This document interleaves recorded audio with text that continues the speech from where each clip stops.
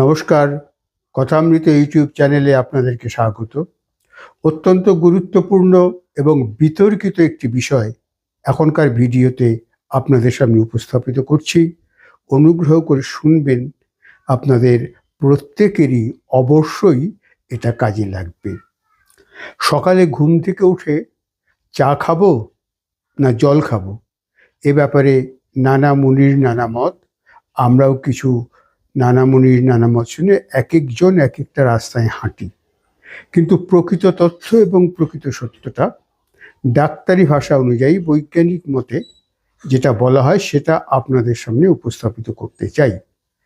রাতে খাওয়ার পর আমরা শুয়ে পড়ি, পাচনতন্ত্রের যে কাজ, হজমের কাজ, সেটা সম্পন্ন হয় এবং এর ফলে আমাদের স্টমাকে কিছু হাইড্রোক্লোরিক অ্যাসিড থেকে যায়।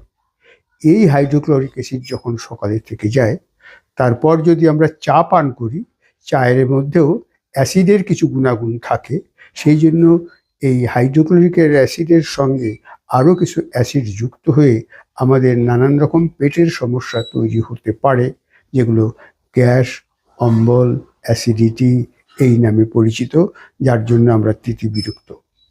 সেই জন্য খুব ভালো হয় সকালবেলায় উঠে, ঘুমের থেকে ওঠার পর এক গ্লাস ঠান্ডা জল খেয়ে নেওয়া।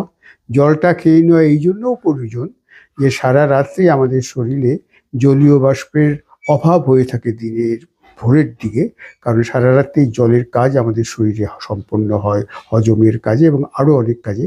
সেই জন্য জলটাও প্রয়োজন।